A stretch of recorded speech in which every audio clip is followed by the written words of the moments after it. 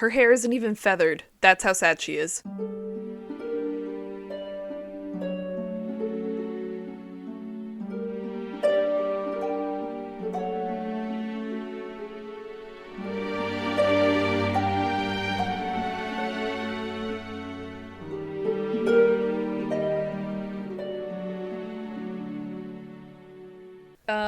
Hello, and welcome to the Triad, where we're spooky but sensitive. I'm Hannah. I'm Shannon. I'm Shelby. Yay. Okay. I think that's the smoothest that has ever gone. I know. It is. It is. I'm We're just learning. like really depressed. No, it's because I'm sad. So Do we have any announcements? Since the 3 days I got ago? my second COVID shot yesterday, and I might be dying. Yeah. Shh, stop it. Stop that propaganda. You're fine. I'm kidding. It's not I'm propaganda. She's sick from the vaccine. No, I know. I mean, like, don't tell people that they shouldn't get it, is what I'm saying. No, I'm not. not saying you shouldn't get it. I Literally, know. like, I was... my mom has zero symptoms today, whereas, like, mine, because, like, we're 98% sure we had COVID last year, because my symptoms today feel exactly like the first day of when I was sick last year. Mm-hmm.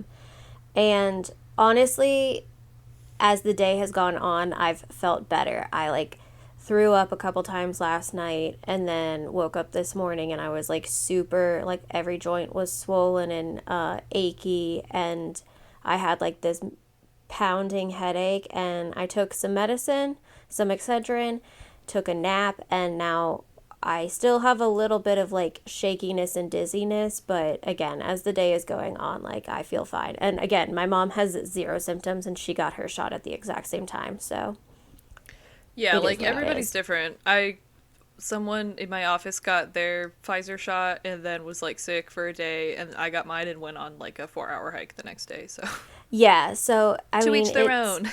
It's completely different. My body likes to be super dramatic. I mean, we talk about it on here all the time about how, like, I'm always sick or my body is falling apart. So, like, do not take mine as the baseline or as the norm in any way, because, like, everybody's body is different, and mine is just a dramatic bitch. So, that's all. So, I am currently laying in bed. Once again, my microphone is propped up on a teddy bear. Sick. There you go. But yeah, I am definitely feeling better than this morning, though, when I texted you guys at like 3 a.m. and I was like, I might be dead. That was me being delirious because I hadn't slept. Yeah. But I took a nap, so I'm better now. There you go. Well, good. Yeah. Okay. I don't have an announcement. Although I will recommend to people, just in case, just like plan to take the day off after your second shot if you get the Pfizer or the Moderna, just because you don't know how your body is going to react to it. So, like, it doesn't hurt to just take a day off just in case. Yeah. Sort of thing. Unless you can't, and then I'm sorry. And I hope you're okay. Yeah. Yeah, I don't have anything. Yeah, I don't either. All right. What are we talking about today, second. Hannah? Oh, okay. Yeah, you can go to the thing. Yeah, I understand why you weren't expecting certain elements to appear in this case, because on its face... Yeah! Face value, I thought I knew what this was about. I also knew about the twist surprise that's in it, but I didn't know as much as I... Anyway, we're gonna get to it. It doesn't matter. Okay. So, today, we are talking about the Columbus Poltergeist case and Tina Resch. Which, okay, Shannon's gonna post this all over with all of our posts, but it's super duper heavy trigger warning for sexual assault and child abuse in this. It's, like, real bad, and I didn't know that. I thought I knew what this was about, but because by its name, the Columbus Poltergeist case, Like I said. I thought that was it. Yeah. Anywho. So, super duper trigger warning. It's... Yes, I will put it everywhere that I possibly can, so it's all good. Okay, you can go to slide, I don't know, 3. So my sources are Wikipedia, WCMH-TV4, Columbus, Ohio. Murderpedia, Unsolved Mysteries Fandom Wiki, which was incredibly helpful. A 1994 Daily News article. Oh, I forgot to see who wrote that. You know what? They were the ones who used divorce as like a bad adjective, so you know what? They don't deserve to be told. Never mind. And then Tina Resch Unleashed by William Roll. Okay. Cool. Okie dokie. Slide 4. Do either of you know what a poltergeist is? Yes. Yes. Okay. I know. Just okay. So a poltergeist is German for noisy ghost. I didn't know that. See, I didn't know I that. didn't know it was a German word. didn't know although that? that makes No. sense. I know what it is. Like, I know what a poltergeist is, but I didn't know where the word came from. Yeah, I didn't know the etymology or anything like that. That's cool. Yeah. Yes, poltergeist means noisy ghost. I'm really surprised you didn't know that. That's like It's like just number never one. come up. That's just number one poltergeist. Trivia? It sounds so German. It does. I mean, It does. I just never I like just never thought about it. Nobody's thought ever about brought it up Yeah, I before. never put All right, two and whatever. two together. I'm not ghost shaming you, but let's move on. Okay, you need yeah. So okay, my entire it's a- knowledge of poltergeists comes from like other podcasts. I don't research this on my own, and no one's ever or said Ghost that before. Adventures. Yeah, and it's not like Ghost Adventures has ever said poltergeist means blah blah blah. So well, they don't know how to read in English, so they're not going to tell you anything Exactly. in German. So Exactly. Although it just makes so much sense, and I'm kind of like mad at myself for not I know, right? realizing it For not because like figuring it out. Geist is such a German thing. Yeah. Like who the fuck is course it's a editing? German word. Shelby. Oh wait, no, it's me. What? What? Who's over here editing? don't get mad at me. It Oh, says there's a Hannah little- Farley on there. It does. Thank It's you because very it's open much. on my other computer. Oh. I was very confused. Speaking of ghosts. Anyway, so poltergeists are responsible for like physical disturbances such as loud noises or objects being moved or destroyed. They can They're the also be ones who, capable like- of pinching, biting, hitting, or tripping people. And pushing. I think pushing should be on there too. Yeah. Also, Aren't they they levitate the ones things that like and make knocking scratch noises. you and like shake the That's a chains demon. and all that nonsense? Well, yeah, Maybe. but also poltergeist. It just means they're they're just the noisy. ones that like. You know what? I'll send you a video at the end of this of a really good example of a poltergeist, but we'll Okay. get there. Okay, so poltergeist. That's what a poltergeist is. Do you know what psychokinesis is? It's not I- telekinesis. I know what those No. words mean. Because telekinesis is like moving shit with your mind, right? No, that's reading No? people's minds. Psychokinesis is. What's Oh wait, no, I guess it's the same thing. But yeah, it's psychokinesis is specifically moving things with your mind. Okay. Okay. Then I had them mixed up. Never mind. Ignore me. Okay, and do you know what group of people is most commonly affected by both of these? Me. I was going to say Okay. either like children, women, or just like super superstitious people. Oh my god, Shannon, Religious put the people. first two things you just said together. Women and it's children. teenage girls in puberty. Oh, Nice. Great job, everybody. I love the effort, the teamwork. Beautiful, beautiful, beautiful. Okay. I really like your little ghost gif, by the way. Aren't they so It's cute? so Yes. cute. They're so fresh. Yes. Alrighty. So move Some on. little to the lightheartedness next before this one. gets Yep. sad. Like I said, okay, and for everyone listening, I started these notes like super duper lighthearted, like, yay, everything's great, happy day, I know this is fake, blah, blah, blah. And then it got Yeah. really dark really fast, and I was like, oh no. She also tone did shift these, like, immediately. Today, and she finished her notes like 20 minutes ago, so she didn't even have time to like adjust or No, anything. Yeah. yes, I did finish my notes exactly 20 minutes ago. Yeah. So let's talk about Tina. Christina, oh my god, I already forgot her last name. Resch, sorry, was born October 26, 1969 in Columbus, Ohio. At 10 months old, her birth mother took her to a hospital and then left her there, which was, pretty sad. Yeah. So she was placed into the care of John and Joan Resch, who were longtime foster parents and had like over 250 foster children. Oh my which goodness. I can't even imagine that. Yeah. I mean, as So- long as they were good foster parents, that's I have a cool. horrible feeling that we're going the opposite direction. Yeah. Well, okay, let's just keep going. Okay. So they had 5 children of their own already, but they decided to adopt Tina. They were like, she's cute, we'll keep her. So she was said to be a really happy kid, but had a tendency to sort of boil over. And she was later diagnosed as hyperactive and placed on medication. Okay. So it was Ritalin. Okay. Okay. They wanted to put Allie on Ritalin when she was like 2, but it wasn't because of, the potential ADHD that she has.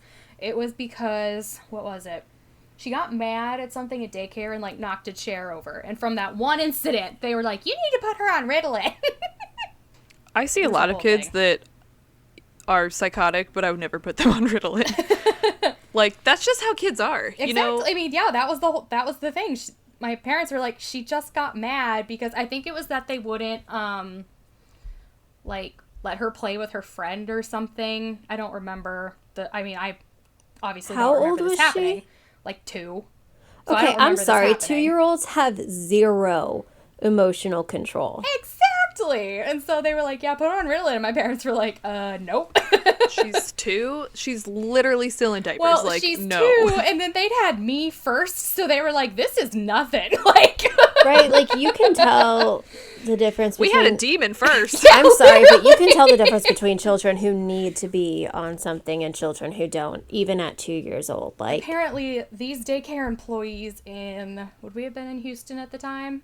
Did not know that. So that sounds about right. yeah. Yeah. I think we were in. Yeah, I Jesus think we were in Christ, if Houston. my stomach could stop making I noises. heard that one. Nice.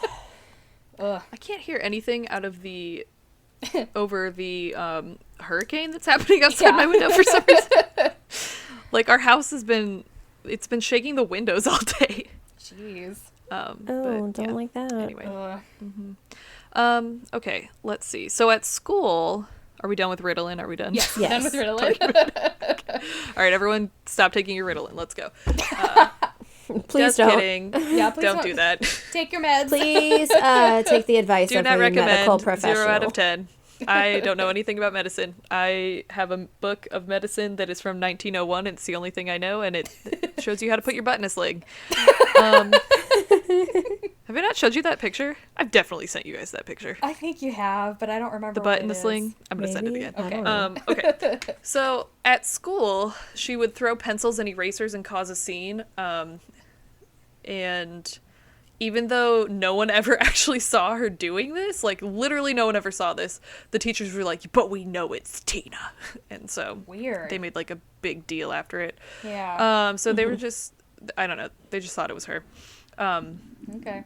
So because she had to like leave to take her medication at school, the teachers and students made a really big deal out of it, because this was in the This would have been in like the 70s. 70s, Yeah. yeah, so they were like, Tina, you're crazy. And so they'd Yeah. like really make fun of her for having to leave and go take her medicine. That's sad. Yeah. Yeah, kids are assholes. So are a lot of adults. Oh, I actually put I was that gonna next. say, so we're adults. Like, Yeah. Everyone's dumb and stupid. Yes. So she was really bullied, and to quote whoever the fuck wrote Peter Pan, because I didn't look it up, all children are heartless. That's literally the last line of the book. That doesn't surprise me. look, Peter Pan is a dark story. Okay, it's one of my favorites, but it's really freaking dark. And it's based off of like, I think it's J.M. Barrie is the one who wrote it, and it's like based off of his son or something, and his son like tried to kill himself because of this book. I don't know. Anyway, everything Peter Pan is real dark and sad. Oh, Peter Pan. But watch Finding Neverland. It's a very good movie. That is sad. It will make you cry. You want to cry. Go for it. I'm looking for this picture. What picture am I looking for? I don't know. I don't know either. Wow. I love that I have the memory of a gnat. Okay. Same. Let's see. So they bullied her. Okay. Oh, did you see that I spelled peak right this time? We were just having a conversation about how I cannot spell the word peak. Bullying, that is, reached its peak when the kids tied her up on the playground and were taunting her. I'm sorry, what? You know, typical 70s stuff. Ah. Oh my god. Look, I've been bullied, anyway. and I had some nasty stuff done to me, but like, no, you don't tie someone up. Like, don't bully, okay? If you're a bully, get out. Yeah. Just Yeah, bullies, get out. I don't even know like how to phrase that, partially because my brain isn't working right now, but like straight up, like, don't show your face here ever again. if you have ever bullied someone, like, please go apologize to them, even if you haven't spoken to them in years. Don't expect them to forgive you. They don't deserve, or you don't deserve that. If they do, be happy about it, but like, don't bully people. Just don't. Like, be a decent human being. It is not that hard, I promise. I found it. I remembered what I was looking for. The butt in the sling. Right. And it has now been sent to you. Right. Enjoy. Yes, you have sent us that before. Oh, yep, you did. It's my favorite picture in the world. Okay, so her parents, John and Joan, then pulled her out of school and she was homeschooled and rarely left the house. But she seemed to do pretty well there at home. And she enjoyed taking care of her younger foster siblings. Okay. But to quote the article that I read, quote, subsequently, she was under a great deal of stress because she, like, never left the house. Yeah. Okay, let's look at her in the 80s. See, okay, don't read this out loud. This, on the thing, on the slide, is what I wrote. And then I read further, and now I hate myself. Why didn't you just take it off the slide? Because, Shannon, when would I have had time? I don't know. When we were sitting here waiting for Shelby? I forgot I wrote it. Okay. If you think I remembered that. That's true. But am I wrong? Look No. at her. Am I wrong? No. No, Okay. you are correct. I'm not making. I am. Whatever. I'm making fun of her 80s haircut. Is really the big deal of this. But like everyone had Not bad hair her, in the 80s. just the haircut. Okay, everyone in the 80s had really bad hair. I'm sorry. My mom not had that sorry haircut about too. it. So like, Same, So did like mine. my mom had it. Every had that mom had haircut that at haircut. prom. think of your mom in the 80s. That's what her hair looks like. Yes. Okay, dokie. Look, so, it was the trend in the 80s. She was high fashion back then. yeah, just like a part starting basically on the other entire side of your head. Feathered hair, big bangs, Little Mermaid style.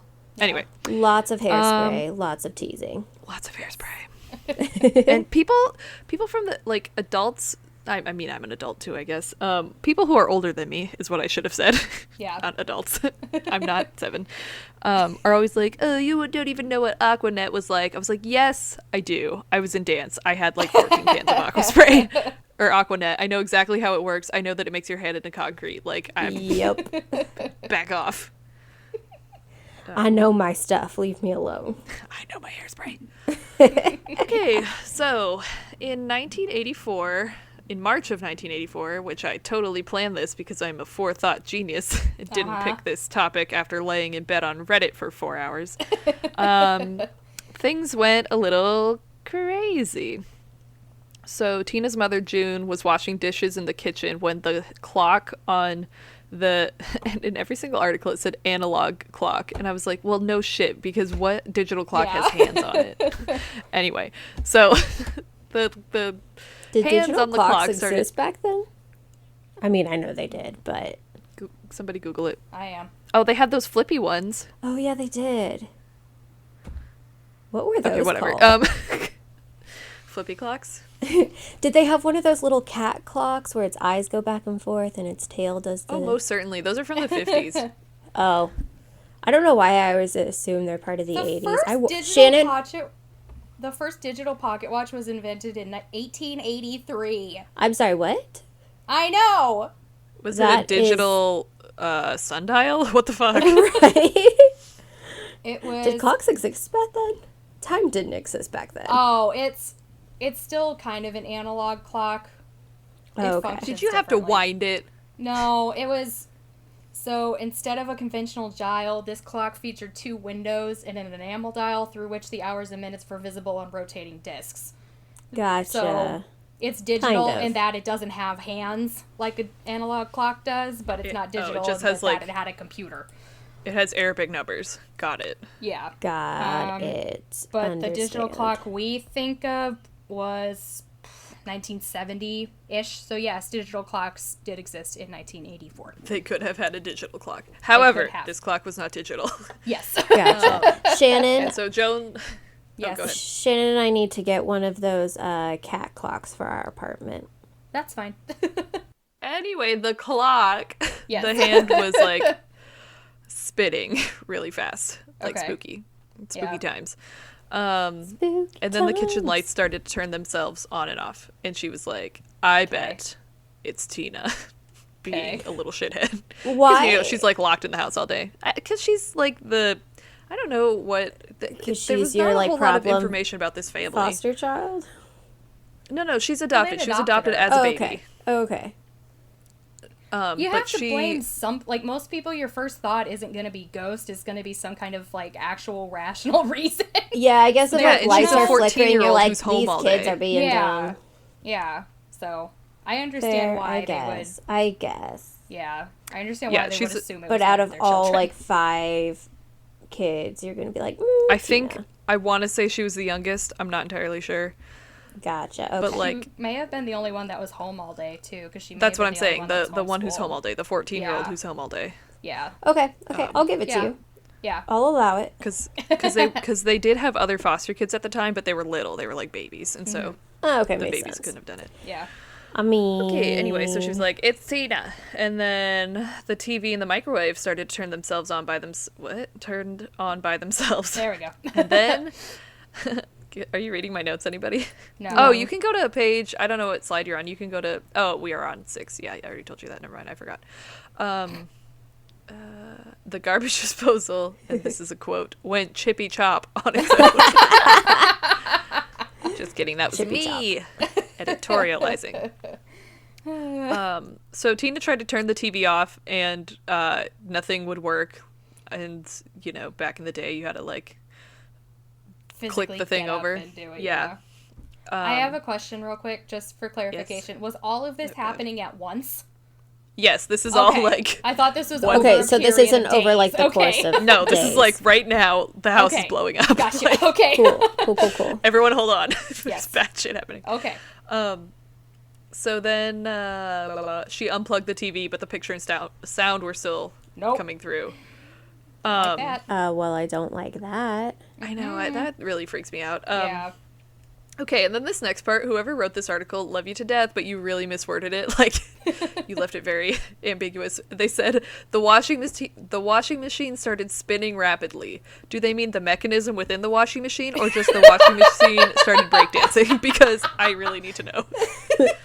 I'm gonna go with The latter. Me too, of course. yes, obviously. So the washing machine was like doing a dreidel dance in the, I don't know, whatever, wherever you keep your washing machine, laundry room.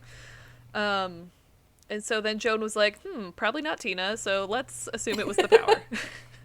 Okay. And so then John came home, and everything was still doing its own thing. And Joan was like, hey, so our house is haunted for sure. And John was like, wow, that sucks. I'm going to call an electrician. Which, Okay. Fair. you know, understand. sometimes a suburban dad will be like, I can fix it on my own. And then it just gets worse. But he actually called an electrician immediately. That's good. So Bruce Claggett, who I really advocate for this guy, like I wish I could go back in time and ask him to be a plumber, because then his business could have been called Claggett Cloggett. How great would that have been? Beautiful.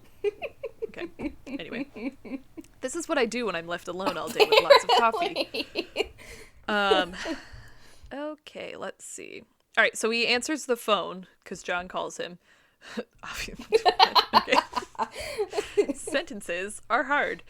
But he can't hear John because over the phone someone is howling. There's like this demonic howling sound. Oh my god. Yes. So he's like, what the fuck? But he eventually gets like the address and is like, okay, I'll come, I guess. Whatever. I would not go to that. I know.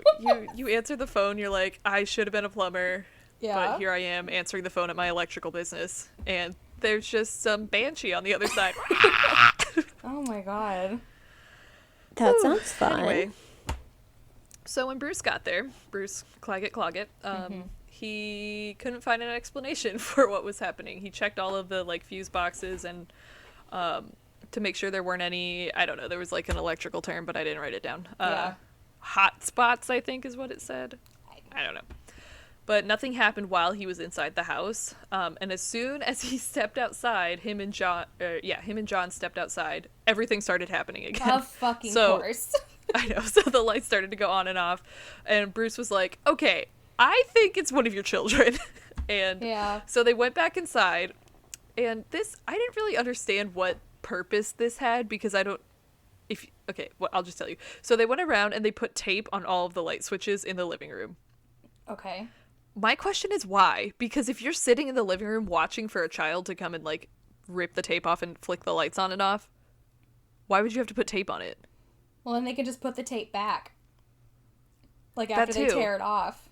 That too. Yeah, that's... Maybe hang on. Sorry, I'm trying to work through a thought, and it's not going very well. I have no idea. I just don't understand their logic. That, like, the switches were moving on their own and the tape would stop them? Maybe? Okay, well, here's what happened next. Yeah. So then Bruce and John went and stood by the front door. Like, I don't fucking know. And they were really dumb because it wasn't the living room that had the lights flicking on and off. It was the hallway light, like, in the back. Oh. And so I don't really understand why they had tape there. That's so weird. But then they went and saw that the tape was gone. Oh, great. But, like, I don't know. I don't understand. Yeah. I can't give you an explanation. Okay, yeah, me neither. I don't really... Yeah. Hang on, Shelby, you still there? Yeah. Okay, just making sure. She's just confused about the tape. Like, yeah, I'm still thinking about that, honestly. Okay, I really don't understand what the purpose of it was. Yeah, that's really weird. This'll stop the ghost. Quick, put tape on everything. Put electrical tape, which isn't even sticky, on every surface. I don't know. It's very strange. Okay. See, electrical tape is weird because it's not even sticky, but then it, like, leaves sticky residue everywhere. Like, why? Yeah. Because it melts. It's so dumb. I hate electrical tape.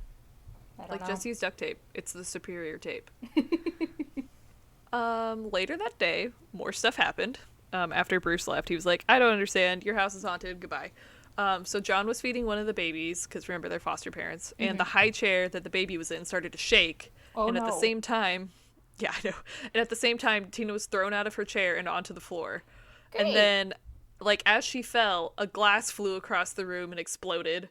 And then other things started, like, flying out of nowhere. So, like, there were a bunch of coasters and then more glass. So the room, which, again, has at least one baby in it, was full of glass. What? This seems so, like, quick. You know what I mean? Because a lot of the time with hauntings, like, there's no stuff, build it, up to any of it. Yeah.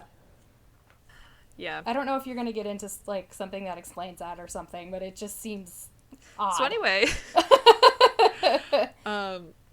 Tina peaced out and went for a walk to escape the havoc. She was like, I'm done with this. This is dumb. I hate everyone in this house. Goodbye. I'm 14. And then all the paranormal activity suddenly stopped. Great. So then Joan, her mother, was like, hey, remember all that shit that they were blaming my kid for like throwing pencils and erasers and stuff? Maybe it wasn't entirely her fault. Maybe there's like something spooky happening. So when Tina came home that night, it was pretty obvious that like all of this action was because of her. So she woke up later that night and remembered that her analog clock, just so you know, was also doing the spinny thing, just like how Joan had seen it. The activity then continued the next day. So there was another glass explosion, and I honestly this time couldn't tell you how many babies were involved. Eggs shot out of their carton, like straight out like little rockets and into the ceiling. Oh, God. What? And then Tina tried to put them back in the fridge. And you two aren't going to get this joke, but it's so fucking funny. So anyway, Tina went to go put the carton of eggs back in the fridge, and she straight up shadow catted through the door and like smashed them onto the opposite wall. She she phased through the refrigerator. Shadow Cat is an X-Men, by the way. I still knew what it meant from context clues. So yeah. Anyway. So then the Resches were like, demons, gotta be. So they called their minister and were like, hey, can you like help? And so everyone was kind of freaking out at this point, including Tina. She was like super convinced that she was possessed. And when the minister came to their house, they like all went into the living room and they went to sit down. And the Resch's living room couch just sort of like moved forward and hit him in the leg. And he was like, What the only a demon heck? could have done it. I know, right? Oh my god. Freaky. Like, that's so much stuff in, like, I don't... 2 days. Like, yeah, in What? 2 days. That's so weird. Maybe 3 days. I don't know. Either Yes, it was way, very fast. it's, yeah. That or these people were, like, super oblivious to the build-up, but, like, it sounds like she there did was have nothing. those pencils and pens fly around when she was younger. Yeah. I guess, but... It just seems like a really sudden escalation. yeah. You know, even considering the levitating pencils as a Like, child. What happened know. to her to make her go, like, carry on these people?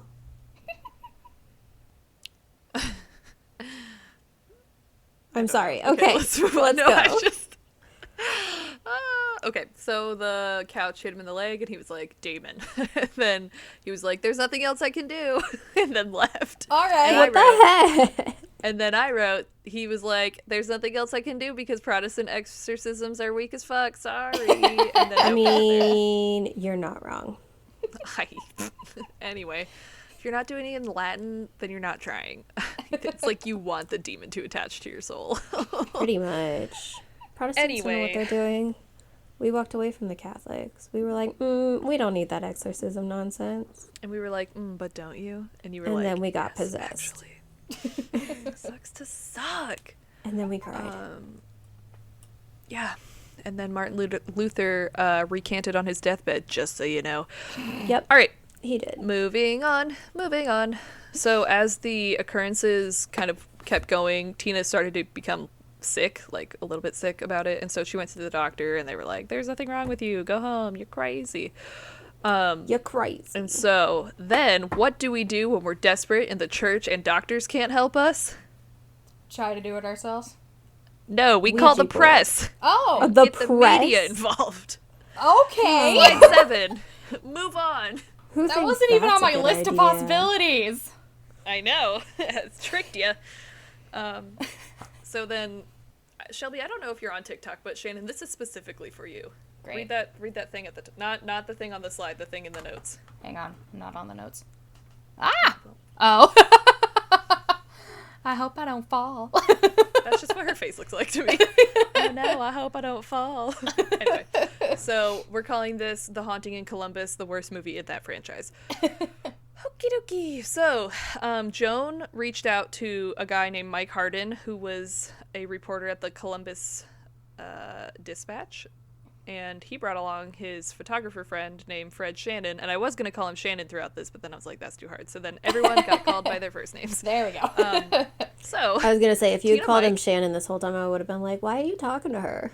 Why are you talking about I it? literally wrote in there, this is about to get really confusing, and then I was like, no, it's not. I can just use their first name.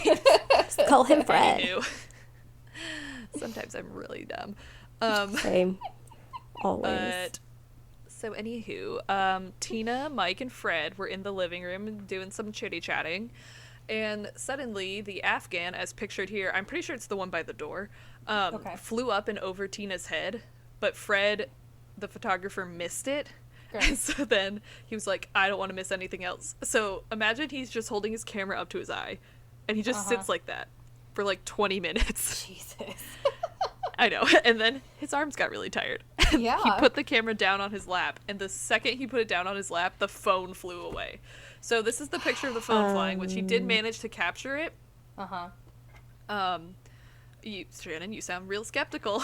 Well, no, just like, You're like, uh-huh. well, no, like, this, she could have thrown it in this photo is all I'm saying, you know? Oh, but let's listen to what Mike has to say about this. Mike, who was Okay. looking at Tina, said that Tina did not throw the phone and did not move in any way that would have caused the phone to move. Okay. It's just hard to take photographic evidence of something like flying across a room Yeah. because that can be staged as I know. opposed to like video evidence, which I understand that like that's hard to get as well, but it's one Yeah. of those things where like Yeah. yes, it could be photographic evidence, but it could also be staged, so it's hard to take it completely at face value. Right. I get you. Yeah. But all. anyway, because of this picture, Tina got famous. So we can go to the next slide. Take a moment to watch this video. Okay. It's only like, I cut it, so it's not very long. Okay, I am done. Yep, I'm done. Oh my god, stop. Okay, yes, I am done. Isn't that So- so 80s? It's so 80s. Question. In Yes. that news segment, they said that it happens as soon as she steps in the house. Once she leaves, everything is fine, and she's staying with friends, so it only happens in this one house? Yeah, that might be because if you're going off of their reporting, it's because she feels a lot of tension within that home specifically. Gotcha. You know? But they also made it sound Okay. like the tension is Okay. because she's trying to find her birth mom, and it's like, why would that be that- tied to the house that she's lived in her whole life? I don't know. It just seemed a little like all over Because the it place. would- So Yeah. Yeah. I mean, it's fine. It just seemed, and obviously, like, it's hard to do a news segment on this, especially if you don't witness it. But it seemed like shoddy reporting to me. I know. I love how she started it with, well, actually, I didn't see a goddamn thing, but... I know. Still Right. believes it though. Okay. And they were like, and Yeah, the she was garbage like, but- disposal and the lights, and they would like show a picture of them, and it's like, okay, but if you didn't see it, then like, what's the point of showing me the house? Well, they said a garbage disposal, and then they zoomed in on the stove, and I was like, cameraman, you are a Right. little It was so confused. funny. Anyway, the reporting okay, on it so- just seemed a little, and you could tell the dude reporter was just like, oh, do you believe it? And when she was Yeah. like, yeah, in many ways I do, he was like, okay. Yeah. Okay, anyway, I'm surprised they gave you this job. He was like, let's Okay. move on to like some serious reporting. Stop talking about fake stuff. I'm going to talk about sports. Yep. Okay, let's go to slide 9. So, here's just like a different picture of the incident. Oh, You the can phone. See the Afghan has been picked up. Mm. Wait. How did the Afghan move? Maybe this is a reenactment. They maybe just picked it up. Because, hang on. Whoops. Oh, never mind. I thought she was wearing different clothes. No. Who knows? Who knows? It doesn't matter. Hannah, you still there? One of these days we won't have weird electrical problems while we're recording. Hello, are you there? There you are. There Hello. you are. I was talking to myself. I was like, wow, they're not laughing at my funny jokes. Literally couldn't hear you. Cool. All right, where did we leave off? You asked how the Afghan moved. That really that far Yes. away? Okay. Yep. Oh my god. Yeah. Okay, I was like on a rant. Nope. Okay, whatever. I'll hear Moving it on. later, but It Right. was really rant. It was just yeah. a soliloquy. Okay. Okay. So kill me. They after that the media got involved, and then a bunch of skeptics were like, Yeah. "We're gonna debunk this shit." So one reporter left his camera rolling and like left the room so that Tina was in there by herself, and Tina knocked the video caught Tina knocking into a table, knocking over a lamp, and then like screaming like it was something spontaneous that had scared her. And when they confronted her, she was like, well, I did it because I wanted you guys to leave, and you said you wouldn't leave unless you saw something. So I could Eggs. actually believe that. Yeah. Yeah. You know what I mean? Like, I get that. yeah. Yes, and so did a lot of other people when they heard that. They were Yeah. like, yeah, that makes perfect sense. Like, leave Yeah. her alone. Like, you guys, because at one point they had like 40 people in their living room, and she was like, Jesus. this is too much. Yeah. So then Mike, the journalist, Well, as and mentioned if earlier. she, because they put her on like Ritalin and like, I'm just saying, if she had something like ADD or ADHD, like that much attention and that many people, like that's sensory overload for anybody, and that would be Yeah. terrible for someone with any sort of attention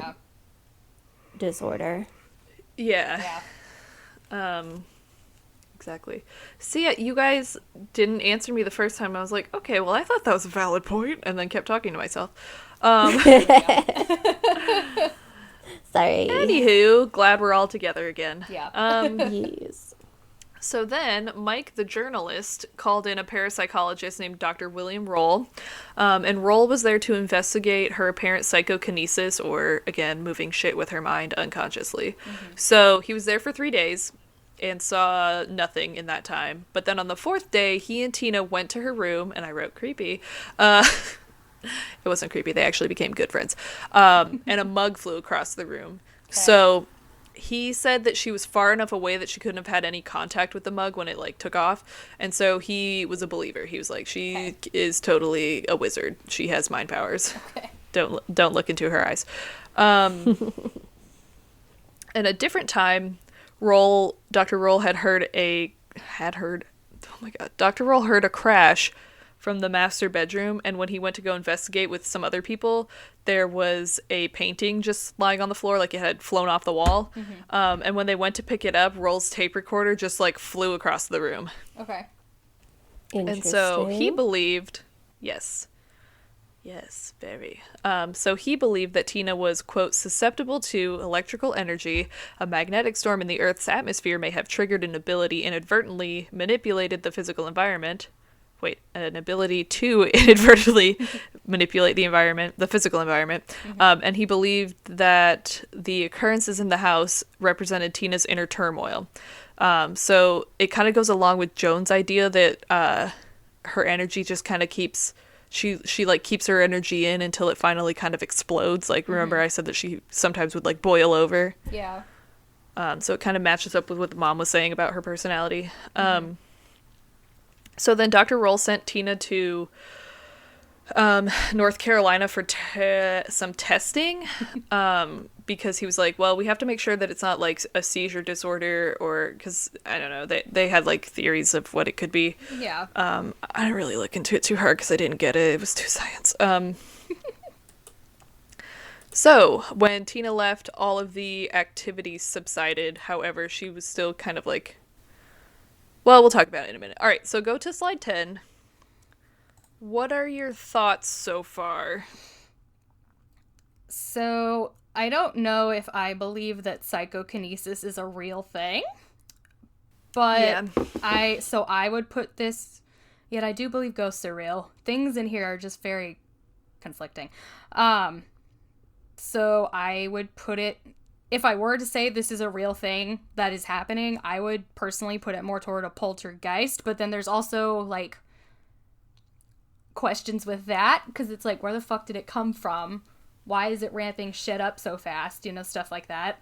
Yeah, so the thing with poltergeist is sometimes, like, prepubescent teens can, like, summon is the wrong word, but, like, attract them. Yeah. If that makes sense. Yeah.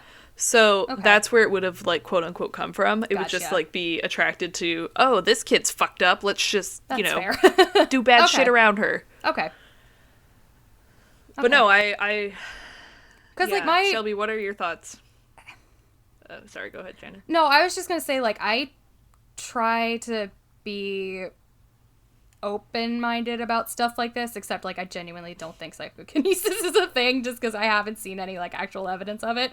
But, like, in my own personal life, I have seen evidence of ghosts, so, like, I'm more inclined to believe in that. And then I don't want to just write this off completely as a hoax, because, one, I don't see how they could have faked this as of right. Like, with the information we have been given, I don't see how they could have faked it either. So, yeah, that was all. Shelby? I'm kind of on the same page as Shannon. Like, I don't necessarily think it's a hoax. I think... Because it seems like too much was happening at once for, like, them to stage it all. Like, it was, like, multiple rooms, multiple clocks. Like, that would have taken so much planning, and I'm sorry, but from the video of the news thing, like, they don't seem like that kind of people. Yeah, that's part of it too. Obviously the only thing we know of them is from that 2 minutes of the interview, but, like, they don't seem like the kind, at least from that interview, to be like, let's fake stuff specifically to get media attention and torment our daughter. Yeah. You know what I mean? Like, that just, I mean, again, just based on the information we've been given, I could be wrong. I don't know.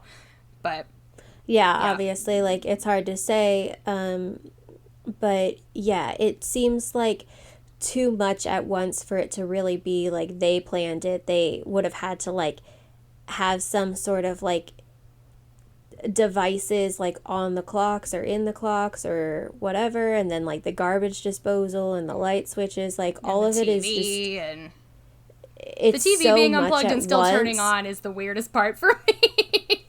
Like, Yeah, it's I just hate so that. much I at don't- once that I can't Yeah. sit here and like logically be like, oh, the family did all of that just for media attention. Like, yeah, I don't and like, see how that could be a thing, but mm-hmm. I am not sure that I would go so far as psychokinesis because, again, from what we've been given, it doesn't really seem like she's got much, like, yeah, she's stressed or whatever, but, like, so is every other teenage girl on the planet, so Yeah. Yeah. it seems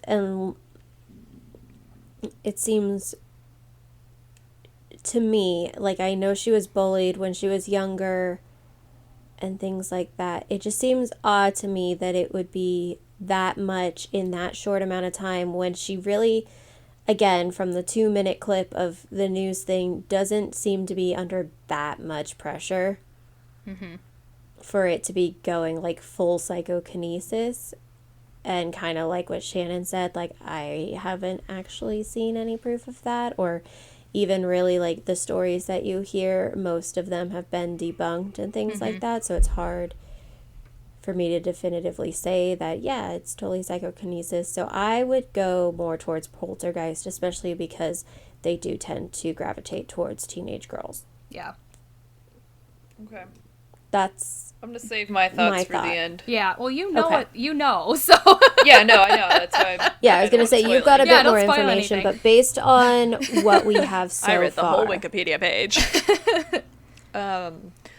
Really quick, we skipped this on slide 9. Do you want to go? Really quick, can we go back Was and it do the this because I Ohio really want to question? know your opinion. Yes, I didn't know that Wait, was what? controversial. it is controversial. Where do According you to think who? Ohio Wait, is? what is It's in it? the Midwest. It's You on think slide. Ohio's in the Midwest? Yes, it's on slide 9. It's the question off to the do left. not agree with you. What region would you classify Ohio? It's in the East. No, I think Ohio Indiana is is the Midwest. last of the Midwest. No. Is like the first state in the Midwest. No, I don't think so. I think Ohio's in the Midwest. I really disagree with you on this. I don't want to start a fight. No, I'm But sorry, but I've been according having to this Google and the United States Census Bureau, Ohio is a part of the Midwest. I would Look, like can to I know- finish my Yes, goddamn you can. sentence? Yeah. No. I understand that it is categorized as the Midwest. However, Ohio has all of the characteristics of an Eastern state. And I What will would That's those fine. fight. Just like, it's not, you know how like when you go to the Midwest, you know people are like Midwesterners. You can just tell, you can sense it. They have an aura about them. Yeah. Ohioans, whatever the fuck they call themselves, are Eastern people. They are. See, I think they're They are, like- Midwestern people. I do Yeah, not agree like with my you. family getting- lived in yeah. Ohio. It probably depends on the region of Ohio, honestly. Yeah, that's true. Because like the Yeah. closer to Indiana you get, it's probably more Midwestern. It's kind of like in Illinois, Yeah, like because the you're further tainted south with you Hoosier, get, but once the more into once you're- Alabama you get. You know, sorry. Go ahead. But like sorry, obviously go ahead. they get close to like Pennsylvania and stuff, and so they'd be Yeah. not Pennsylvania. whatever. I don't want to talk to you two anymore. Okay. I'm gonna move on. Slide 11. No, I mean like it's a valid thing Yeah. to say that like they act more Eastern. It's just not my personal experience, but that's just like They the may family I identify had as there. Midwesterners, but those motherfuckers, they might as well be from like Pennsylvania. I don't. I can't mean even that's talk about fine. I'll give you that. Go for it. it. Okay. All right. So some things to know. Okay. So here's Tina getting tested. I don't know what that is. It looks like something from Star Trek. And she looks really bummed out. Yeah. Her hair isn't even feathered. That's Nope. how sad she is. Okay, so some things to know. Right before the activity started, the family had seen the Poltergeist movie. Okay. Keep that in mind. Yep. And then the family also wouldn't let any skeptics come to investigate the house. Okay. So, Not looking I'm gonna good for our read you- theories there, Shelby. I'm going to read you a couple Right. quotes really quick.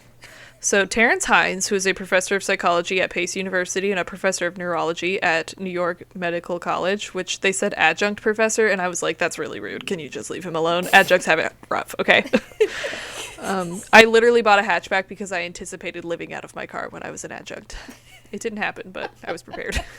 Okay, I'm sorry, but hatchbacks are the superior car anyway. Really They are. Yeah. My Buick Encore is perfect. My Buick Encore is beautiful. Yeah. I Like I I'm would die for my Buick Encore. Same. I'm happy on getting a free car, but I'm not happy that it's not a hatchback and that it's a tiny little clown car.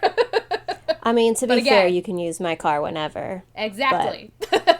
And Peppa again, has joined free the car. podcast, so Hi, if you Peppa. hear meowing or biting, that's what that is. Okay. Hi, little kitty. Okay, so this, anyway, so Terrence Hines, that professor that I just mentioned, Yes.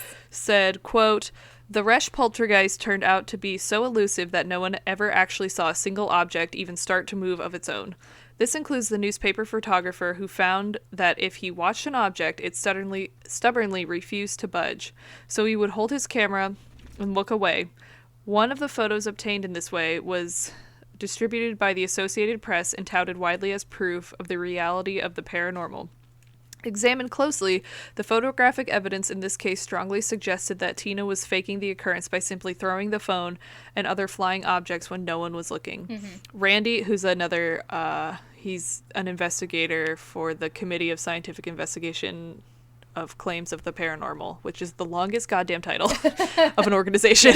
Anyway, so James Randi is who he's talking about now. Randy's careful analysis of the other photos, many unpublished, of Tina and her flying phone strength. Oh wait, oh my god, and her flying phone strengthened the There we go. conclusion that she was faking. Oh my god, I wish I was doing so well. I didn't want Did to you hear say how anything good? because I didn't want to Did you jinx hear it. how?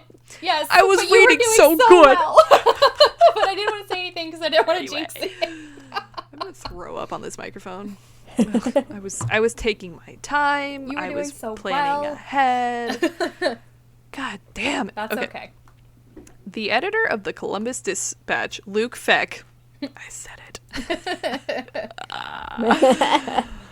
Embarrassed by the revelation that he and his paper were taken in by so obvious a fake, refused Randy permission to print the photos he had given them earlier in an attempt to suppress the evidence of Tina's trickery and the newspaper's credulity. There you go. Well, that's a hard one.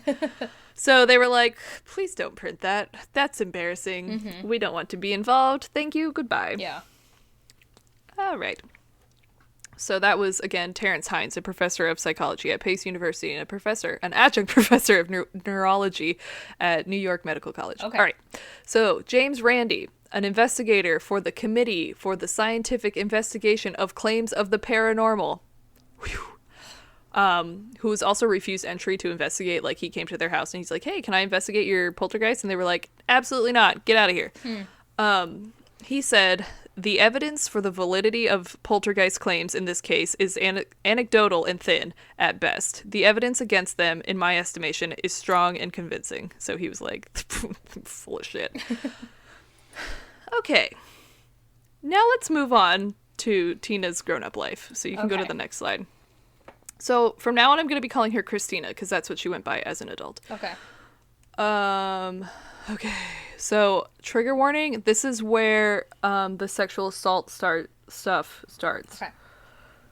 Oh my god. Okay. I'm gonna.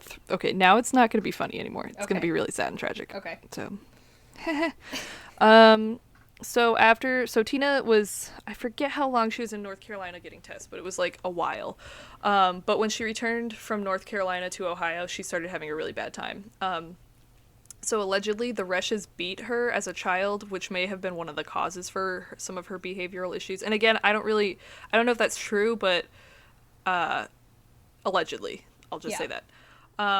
she felt like her parents blamed her for ruining their good name in the neighborhood, like because she had this experience. They were like, "Well, you've caused us to become like the fucking laughing stock." They're the ones who called the press. Yeah, Like, that's not Joan. her fault. So also, Christina felt like they were too old fashioned in their beliefs. Like they were like super strict, and they didn't give her any leeway with anything. Like she was always in trouble for everything she did. I could get that and she vibe also, from the interview. Yeah. And she also felt like they didn't love her or want her, just like how her birth parents kind of abandoned her. So people started labeling her as a, quote, disturbed teenager who was faking all of the activity because she, quote, craved attention. When she was 13, so this was, I think, she was 14. Hold on. Oh, God, the acid.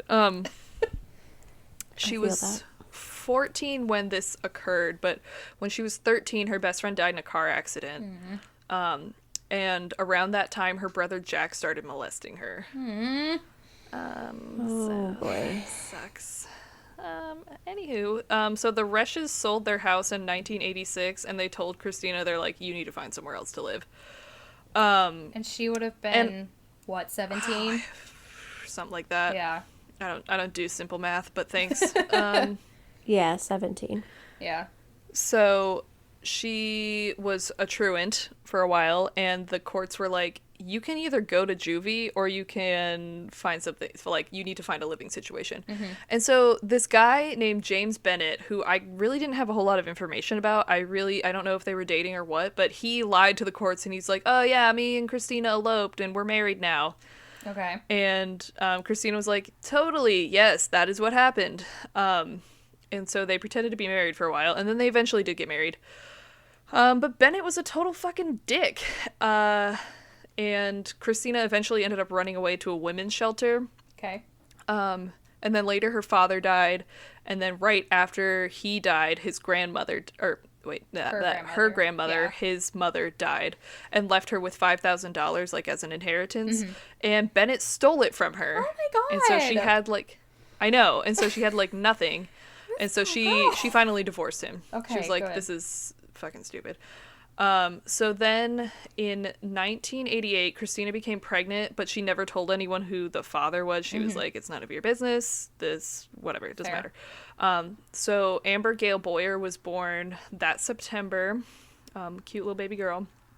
And Christina decided to marry her boyfriend at the time, whose name was Larry Boyer, and she changed her name to Boyer so that they could live as like a family. Okay. However, Larry was then arrested for beating Christina unconscious. Jesus. So, she just can't catch a damn break. I know. God. I really think that this leads me to believe that she was abused as a child because Yeah. she really has fallen into that cycle. Yeah, she's definitely in a cycle. Yeah. So anyway, Christina then contacted Dr. Roll. So remember, that's the parapsychologist who believes her and was like, yeah, you totally have wizard powers. And she was like, I just need some help getting back on my feet. And he was like, come live with me. Like, come live with me and my family. And Weird, he like helped her. I know, he's so nice. Anyway, he took her in, him and his wife, and she lived there for a while, and she like started to learn some parenting skills for Amber.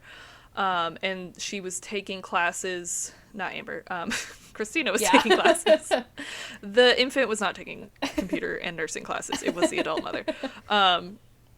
So she was getting her life together, it seemed like. And then she met a guy named David Heron. Okay. Oh boy. Yep. Next slide. That baby's actually cute. She's so cute. Okay, so to the left, so these are the roles, like Mr. and Dr. Roll, and then they're holding, Dr. Roll is holding baby Amber, and then the tall lady next to them is Christina. Okay. So they were like really good friends. They I all, think she's tall. she like lived at their house. They were all happy with each other. And then that's baby Amber, and she's so damn cute. All right, so this is a quote from Dr. Roll. About that time, Tina reestablished contact with me, saying the phenomenon was starting again. Thinking she needed a break, I invited her to come and stay with me in Carlton, Georgia, where I was now living with my second wife. Tina seemed happier, learning parenting skills and taking classes in computer and nursing. The following year, she met David Heron, a divorced truck driver with a 3-year-old daughter. They got on well, splitting their lives between her apartment and his trailer. Things seemed to be going well for her for once. So they were like, yay, finally good things are happening. I don't trust that.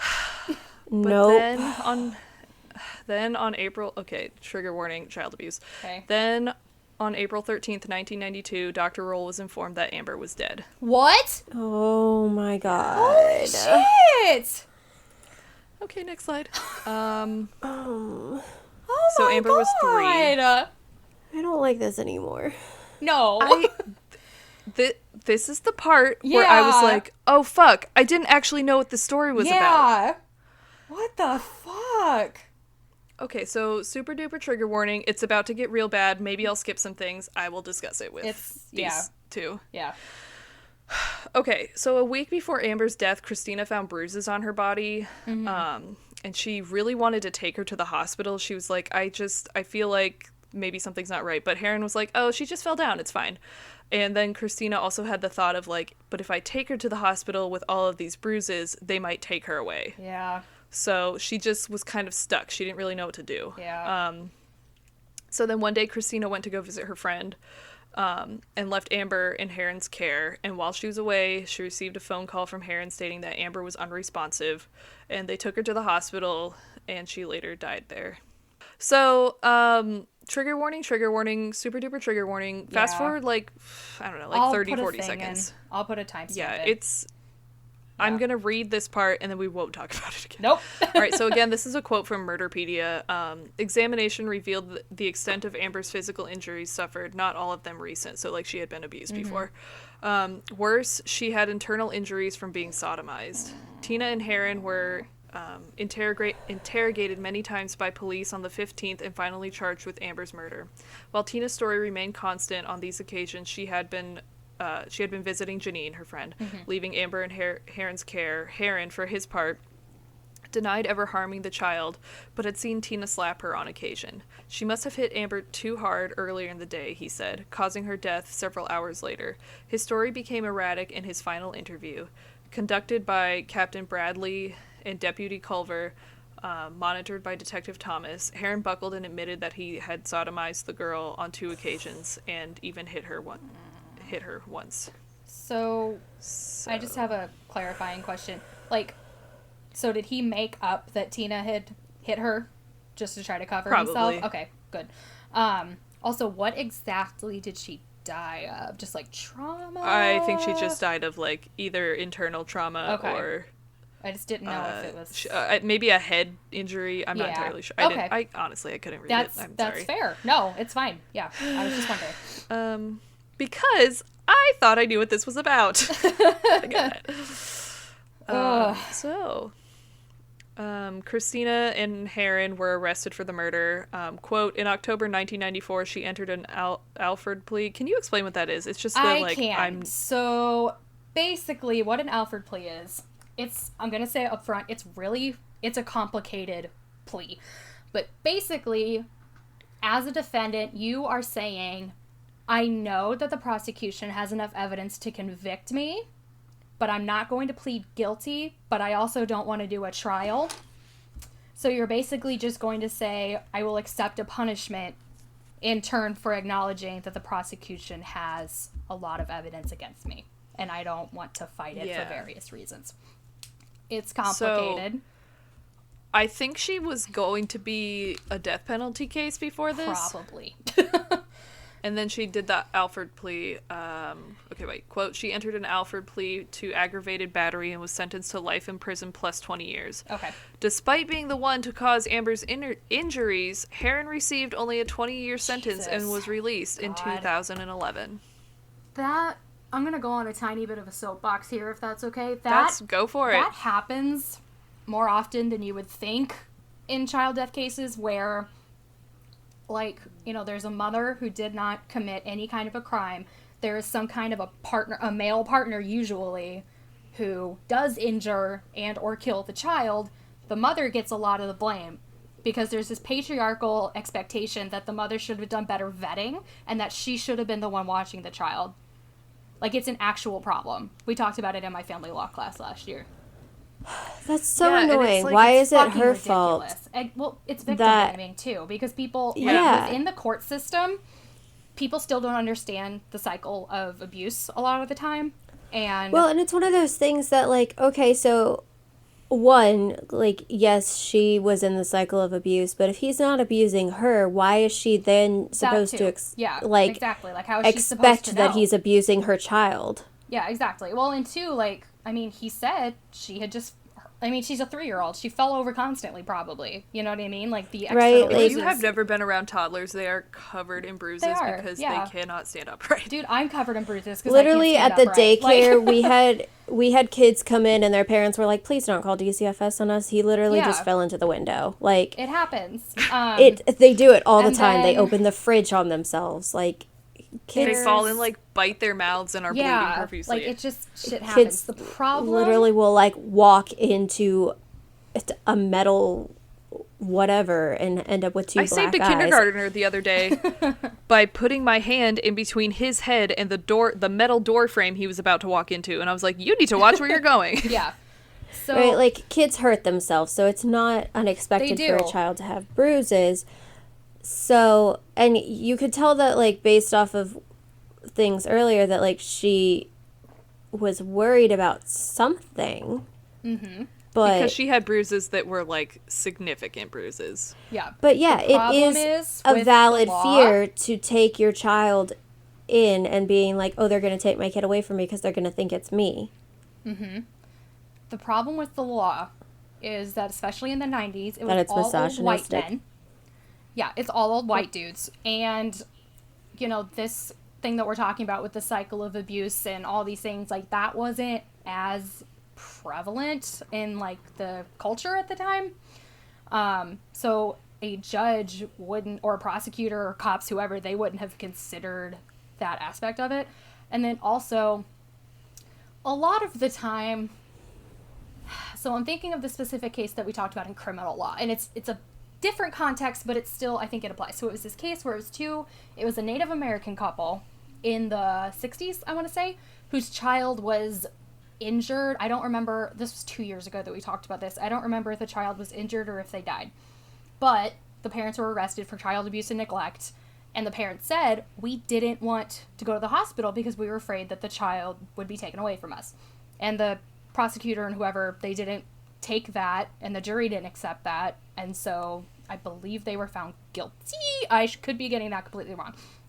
But there is extra context, because in the 60s, there was still that thing where the U.S. government was taking Native American children away from their parents and putting them in residential homes or fostering them to white families. So they were, like, that was, like, a genuine concern on the part of those parents, right? But a white jury wouldn't have thought of that. A white prosecutor and judge wouldn't have thought of that. And so, again, it's a different context, but here, there are so many different factors going into this woman's life, and then you're adding in this misogynistic, patriarchal idea that the mother should be the one watching the child, and that she should have done a better vetting of her partner, and they're not going to be lenient on her, it's disgusting. Yeah, our legal system she's still in prison. I'm sure, yeah. Our legal system also... This really pisses me off. See, my thing is, like, I understand that, like, I vaguely, like, very tinily agree that, like, yeah, she should be more aware, like, better job vetting. But she is also in that cycle of abuse, so you can't just sit there and be like, oh, well, she should have done a better job. Like, why is he not being punished? He's the one who did the act. That wasn't a valid... argument. Yeah, and I understand that, but also it pisses me off. No, it's ridiculous. Whenever we were talking because about he's rape? the one who did the abuse. He is the one who committed the act. She did nothing wrong. She was literally not involved. She did not know that this was happening. on a personal level, yeah, she could have done a better job vetting. But on a like legal level, that's not a valid reason to convict No, her in it's my not. mind. Well, and then even Dr. Rolls thought that he was a good guy. Like, how in the world was this woman supposed to? Yeah. I don't know that he thought he was a good guy. He just said they got along. I mean, true, but Still, you know, he at least didn't raise any red flags for Dr. Rolls to be concerned. Yes. You know, it's just our legal system is not good at doing a lot of things, and it's not good at dealing with nuances, in my opinion. That's in a lot of people's opinion. And I mean, for example, with we talked about rape laws in my criminal law class as well, which a lot of professors don't cover. By the way, a lot of criminal law professors don't cover rape at all. My professor made a point. Why? I don't know. I genuinely, stupid. I mean, I'm assuming it's something stupid, but I genuinely don't know. But in a lot of states, I don't know the stats on this, but if you don't fight back, you weren't raped. That's the law in a lot of places. Still. What? Yeah. There has to be a show of resistance on the part of the victim in order for it to be considered rape. what if you're unconscious? That's different. But if you are conscious, Hi, although Peppa. even then with unconsciousness, that isn't enough in a lot of places.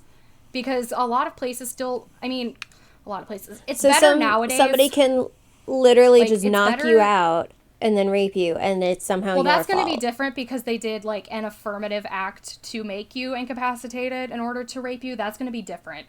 But like a lot of places don't understand. Yeah, but you still have to then that- prove that they are the one who knocked you out. Yeah, I mean that's how all that works. You have to prove that that person did all those things. Yeah, but still, like, regardless. Anyway, I'm just gonna be mad about it. No, yeah, I mean, you should be. And, like, a lot of places, too, especially in the 90s, didn't understand that for consent, you have to clearly say yes. And that consent can be revoked. So that's also part of it, too, is, well, she didn't say no. And then she didn't resist, therefore she consented. It's shit like that. Like, that, gonna be mad about it. especially at the time that Tina was on trial, that was the culture. You know, just for I'm context. It's Just fucking know disgusting. that I'm mad about it. That's all you need No, to know. I'm not like- gonna talk about it because No, it's fucking disgusting. have already written like 1,800 text messages and whatever this like the last 3 days because Texas is doing stupid bills and anyway Yeah. stuff Yeah. on abortion, and It's just and like I wasn't saying Just all know that that I'm just mad to be about it. like yeah, and like I wasn't saying all that just to be like, hey, I know things about stuff, but like just to give context, just to be like that is the legal No, system. I that understand. Tina went I into, No, I think it's really helpful. you know, It is. especially with the stuff why it's just she was given a harsher sentence. It's yeah. I also learned this isn't relevant. I just thought it was weird. In family law, if you are married, like if you are a married woman and you have an affair and you get pregnant from the affair, legally in a lot of states, your husband legally has to be listed as the father on the birth certificate. It's weird. The legal system is fucking weird and it doesn't work. Bonkers. Like there's a lot of reasons why I don't want to be an attorney. And that's one of them. Just our entire legal system is fucked and we just need to burn it I all don't down. like it. Sort I don't Yeah. like it. That's all you need to know. Anyway, yeah. So that is why she got a harsher sentence than the guy who Mad about it. actually committed the crime. I'm mad about it. Two things. Yes. I guess just one thing. Did you guys see what Joe Biden said the other day? I don't even know what it was. He says lots Oh, of yeah, it things. was about COVID. What did he say? But it was like one of the times that I've actually liked him as a person. And, you know, I actually no, because I know he did not write this. Someone else, his speechwriter wrote it. I love his speechwriter. That's what There I'll we say. go. In the thing speech he was giving about COVID, he said something all states, tribes, and territories. And I was like, thank you. Yeah. Thanks, bro. Yeah. That was all. Okay. Just the Native American thing reminded me of it. Okay. I was like, that's good. Good job. Yeah. You did a thing. Yeah. You You did a You're a good leader. thing Yeah. for once. Yeah. Hey, get out of there. I was trying to climb into my bookshelf. Your cat's so loud. Are there any other burning legal questions you need to ask me right now? No. Okay. How do I burn the legal system to the ground?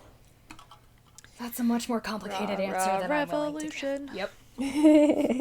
Well, we need to vote out all the old white dudes. That's a huge first step, so. Oh, Yeah. right. Anyway. Okay. Ugh. Anyway. Yeah. So Moving again, on. Christina was quoted as saying, I'm not guilty of Whoa, Hannah. I'm not guilty of beating her. I'm guilty of not taking her to the hospital. Yeah. Even then, I wouldn't say she was guilty of that. I'm sure she feels guilty about it. I mean, obviously, but I completely understand why she wouldn't take her child to the hospital. I do. Yeah. You I know? mean, obviously, like, the whole situation is complicated and, like, Yeah, there's nuances yeah. and stuff like that. But, like, obviously, legal she would feel guilty about that. Like, it's your child. Yeah. But yeah, I also understand why she didn't take her, Yeah. so. Well, But especially yeah, if anyway. she was raised. I mean, she wasn't in the foster care system for a super long time, from what I understand. But I'm sure. I mean, she was raised No, with she foster like siblings. went from the hospital where her birth mother dropped her off to those people's house. Yeah, and but like was she But was raised they were with foster parents, siblings, so and she they were would foster have- parents, and so she wouldn't trust that system probably. You know. I was going to say she would have witnessed a lot of the foster system because her Yeah. parents were Yeah. foster parents, so she would have seen other kids going through it. Yeah, exactly. And they Right. allegedly beat her. So, and as far as And she knew, her that wasn't foster happening. brother molested her. Yeah, exactly. Or her, and so, her adopted brother, I mean. yeah, so, Yeah, so like the whole Ugh. system on its own yeah. that she grew up in She's not didn't gonna really trust that. warrant itself towards her being like having sound logic in such a case. Yeah. Anyway. Okay, so you can go to the last slide. Okay. We kind of already discussed our thoughts on the matter. Yeah. But I just want to add a couple of things that I think people can glean from this, because there are some people who think that she's guilty. So I guess I'll do these backwards. Okay. So, so the first one, that this could have been like another ploy for attention. I don't personally agree with that one. I think that, honestly, okay, wait, then my second one would be, like, this is a tragedy, plain and simple, and that both of them deserve prison. I don't think that's true. I totally agree with what we just talked about, that it's entirely Heron's fault, and that Christina was just stuck in this cycle of abuse. Yeah. I mean, also, I'm not saying that she's completely blameless if something happened, because it is entirely possible, because a lot of people who are abused as children then go on to be abusers. And Heron did say that he saw Christina, like, slap her and stuff, and, like, that's entirely possible. I'm not going to completely be like, oh, no, that definitely didn't happen. But based off of, like, I feel like the roles would have seen something, or, I mean, like, Amber's 3 years old, so, yeah, like, someone else would have noticed if Christina was an abusive parent, I feel like. Yeah. Obviously, there's ways around that, but it seems to be more like she got stuck in the cycle of being a victim of abuse, as opposed to she was abused and then became an abuser. Yeah. Look at her husbands. So there was Bennett, who stole from her and beat her so badly that she ran away to a shelter. The other one, Boyer, who beat her into unconsciousness when she had a baby. Mm-hmm. Yeah. And then this dickbag, who I'm sure beat her and Probably. her daughter. Yeah. So, to death. Yeah, it's not... It definitely seems more likely that it's entirely Heron's fault in my mind. Yeah. See, the Wikipedia page does not... I'm on it right now. It's very... lend itself to that theory. No. It is very against her. I don't know if it's Like, necessarily and a lot of other sites are against too. her. It's just... Well, it says that, like, she did it. It says she wasn't present at the time of the death. And that Okay, maybe I'm each thinking them of linked each other. the Unsolved Mysteries fan wiki. Well, because apparently the Unsolved Mysteries episode didn't even talk about how there were criminal charges against her. So I don't think it was... Because it aired way before it. What? It aired before she had this... Before she was convicted. Before this happened. It aired when she was a teenager. No, it aired in 1993. What? Yeah. Are you sure? Dude, that's what it says on the Wikipedia page. Well, fuck. Okay. I don't know anything. I don't know.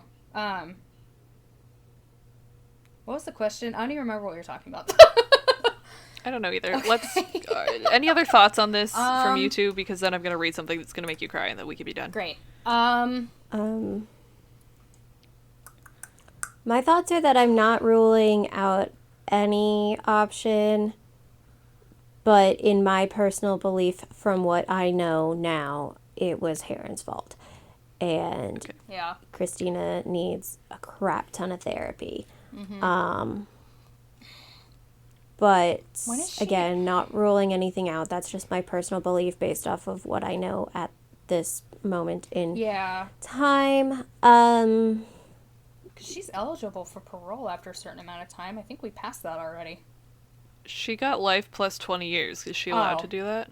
Sometimes it's life with I the didn't- possibility. Sometimes it's not. Hang on, let me check. I don't think she has that because it was a death penalty case and then... No, it's with the possibility. So with pleas, it doesn't matter what the original... I don't understand law. No, I know. So basically... That's my other final thought. The law system is... Yeah. Do they even know what they're doing? No, No. they don't. We're making it up as we go. So the thing with the plea is, like, you do that in order to avoid the death penalty and get a lesser sentence, but it's not, like, a set thing. Like, it's going to depend on the judge and what you and the judge and the defense all, and the prosecution all agree on. So, like, sometimes, according to her Wikipedia article, she was convicted to life plus 20 with the possibility of parole, but it doesn't say how much time she has to serve before she's eligible for parole. I misremembered this because Heron was convicted to 20 years. That was why I got that in there. But also because I also had the thought of why didn't she appeal? But when you plea, you can't really appeal it later. And there may have been part of the plea that she wasn't allowed to, and that's just not always the thing that you do. Yeah, she's given us legal stuff that I don't understand. I know. The words that I blacked out. recognize from, like, SVU, but I'm like, what? Speaking of which, at church Also, I this hate morning, that that's show, what the so, priest's like, homily was meh. about. It was a priestess? What the fuck? The priest's homily was about Law and Order. Great. I was like, what? No, Sorry, but I Because he do likes hate it. He's that like, show. it's my favorite show. It's like, okay, well. I was basically just cool. wondering, like, why didn't she appeal her sentence later on? Because she could be like, hey, they were really prejudiced against me because of the culture of the time, whatever. But Yeah. one, that's not. You can't just appeal on that, for one thing. But as part, like, when you plead guilty, it's really hard to appeal it later. Which makes sense. So But she did that thing where she said... it's still a guilty She was- plea. That's why she was sentenced. I know. So it's a, like an abstention and a vote? That's so stupid. Kind It's still a no of. vote. Kind of. I mean, you're basically this. pleading guilty while simultaneously saying, but I didn't do it. It's a really complicated thing. I'm over it. Let's No, move I on. know. It's... I'm just gonna say Shannon, it's get your dumb degree and I'm outta mad here. about it. Yeah, it's... My take for this whole episode is I'm mad about it. Yep. That's all you need to know. Alright. Okay, well, let's finish this Yep. then. All right, so this last thing is a quote. It's like kind of a cut-up quote from the beginning, middle, and end of Dr. Roll wrote an article called Tina Resch Unleashed by Dr. Roll. Why did I say that? I just kept reading my line. Anyway, so this is parts of it. It's not the whole thing. The whole thing. It's very interesting because it talks about their relationship and like the testing and specifically what they were looking for and like why he believes her and all that stuff. And their friendship. But this says,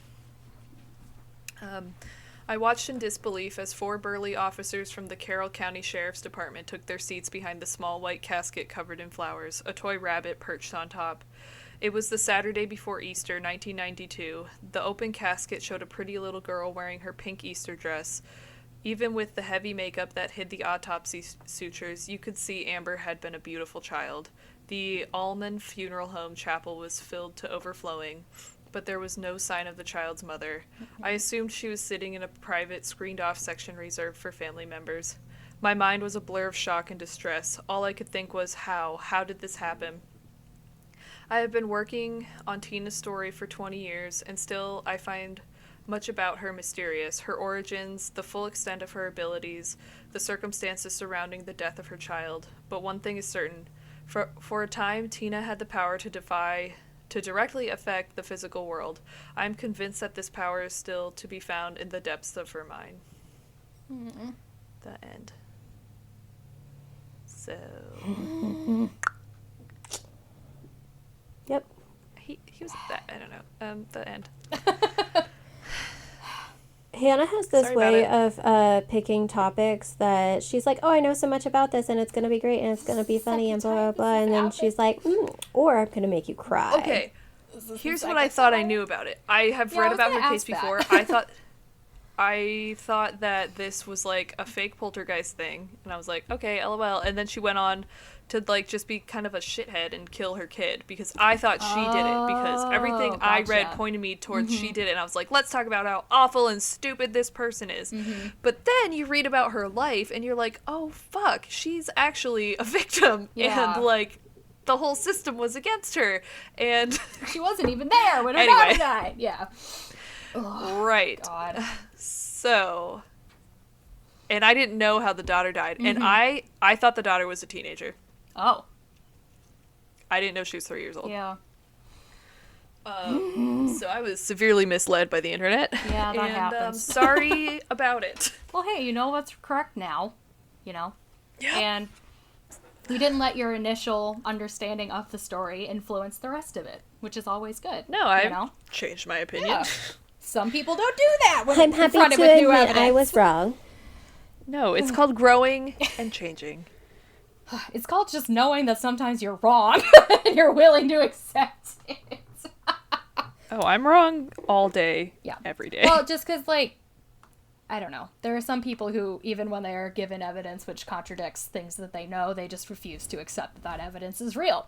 So. Oh, I know. I lived in the Trump presidency, so don't worry about it. Yep. So, yeah. We all lived through that. Well. I'm acutely aware of the problem. Yeah, so. Well. Anyway. Yeah. My episode's going to make us all cry, too. Just a warning. For different reasons. Cool. But actually, kind of similar ones. The system still worked against her. It was just in a very different context. Oh, boy. Okay, fuck the patriarchy. Let's get rid of that real quick. It wasn't necessarily the patriarchy. It was just the United States as a whole. Which is Cool, very they should patriarchal. I want you to die. think about So- what you just said. I know. Think about it. No, I know. Let it process. I said, which is very patriarchal as a whole. I'm just saying. Yeah. It's a different context.